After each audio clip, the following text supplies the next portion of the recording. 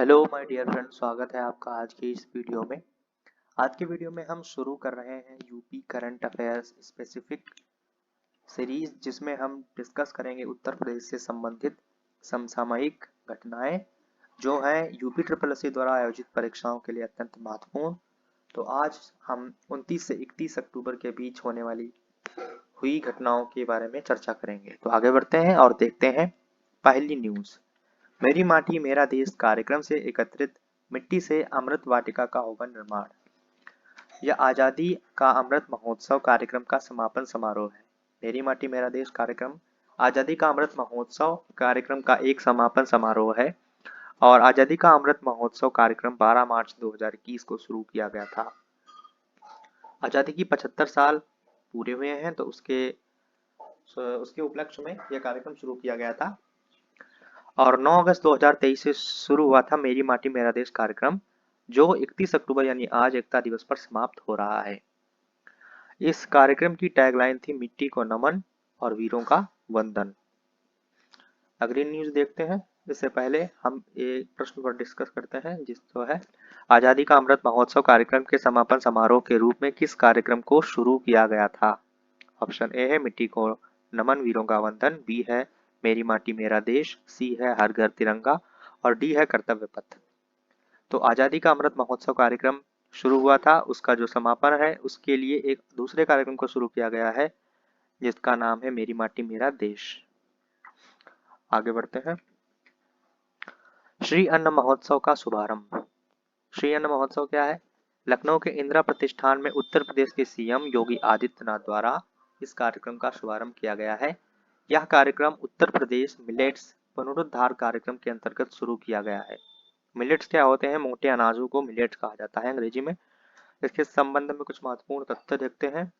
UP कृषि मंत्री सूर्य प्रताप शाही जी हैं। मिलेट्स के लिए अंतर्राष्ट्रीय वर्ष 2023 को घोषित किया गया है और यूपी मिलेट्स पुनरुद्धार कार्यक्रम का उद्देश्य है कि ज्वार, बाजरा, कोदो, सावा, रागी, मंडुआ आदि की खेती और प्रसंस्करण और उसके उपभोग को बढ़ाने के लिए यह कार्यक्रम शुरू किया गया था, जिसे यूपी कैबिनेट द्वारा मंजूरी प्रदान की गई थी।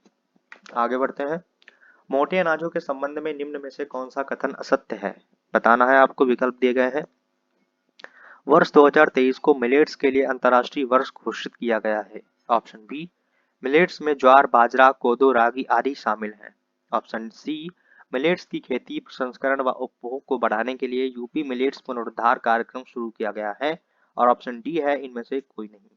तो आपको बताना है कि कौन सा कथन असत्य है। Incorrect option you have to choose and that option is D, इनमें से कोई नहीं, यानी सभी कथन सत्य हैं। आगे बढ़ते हैं। उत्तर प्रदेश में वाल्मीकि जयंती मनाई गई। आश्विन मास की पूर्णिमा पर वाल्मीकि जयंती मनाई जाती है हर वर्ष। और महर्षि वाल्मीकि के बारे में हम कुछ महत्वपूर्ण तथ्यों को देखते हैं। महर्षि वाल्मीकि ने रामायण नामक महान ग्रंथ की रचना की थी। रामायण नामक ग्रंथ जो है संस्कृत भाषा में लिखा गया था और वाल्मीकि जी का मूल नाम रत्नाकर था। आगे बढ़ते हैं। बाराबंकी जिले की भगहर झील को इको पर्यटन स्थल के रूप में विकसित करेगा उत्तर प्रदेश का पर्यटन विभाग। यह बाराबंकी जिले की जो झील है वो महादेवा मंदिर के निकट स्थित है और बाराबंकी जिला जो है वो लखनऊ राजधानी के निकट है, जिसके पूर्व में फैजाबाद, पूर्वोत्तर में गोंडा और बहराइच और उत्तर पश्चिम में सीतापुर, पश्चिम में लखनऊ, दक्षिण में रायबरेली और दक्षिण पश्चिम यहाँ पर होना चाहिए, नहीं, दक्षिण पूर्व ही होगा। दक्षिण पूर्व में अमेठी से घिरा हुआ है। ठीक, आगे बढ़ते हैं। बाराबंकी में ही विश्व प्रसिद्ध देवा मेला आज से शुरू हो रहा है। ये 10 दिवसीय मेला है।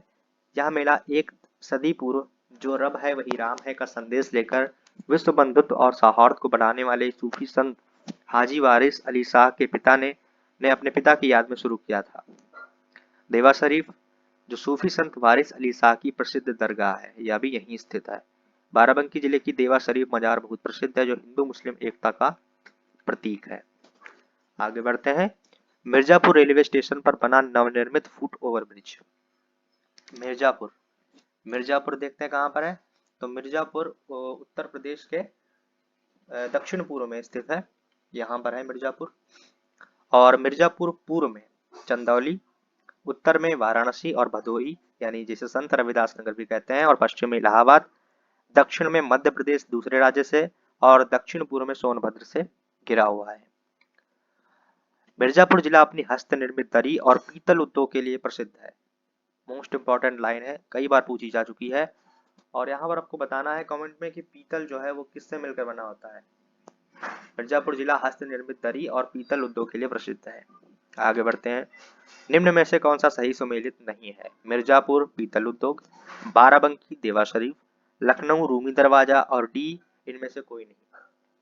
तो इसका सही उत्तर हो जाएगा ऑप्शन डी, इनमें से कोई नहीं। मिर्जापुर पीतल उद्योग के लिए प्रसिद्ध है, बाराबंकी देवा शरीफ स्थित है, और रूमी दरवाजा लखनऊ में है। तो सारे ऑप्शन सही सुमेलित हैं। आगे बढ़ते हैं। रक्षा मंत्री राजनाथ सिंह आज लखनऊ में एकता दौड़ को दिखाएंगे हरी झंडी। सरदार वल्लभ भाई पटेल की 148वीं जयंती पर आयोजित कार्यक्रम में आज रक्षा मंत्री Rajnath Singh run for unity यानी एकता दौड़ को दिखाएंगे हरी झंडी। यह दौड़ हजरतगंज से केडी सिंह बाबू स्टेडियम तक होगी। महत्वपूर्ण तथ्य देखते हैं। सरदार वल्लभ भाई पटेल की जयंती को एकता दिवस के रूप में मनाया जाता है, और पहली बार एकता दिवस 2018 में मनाया गया था।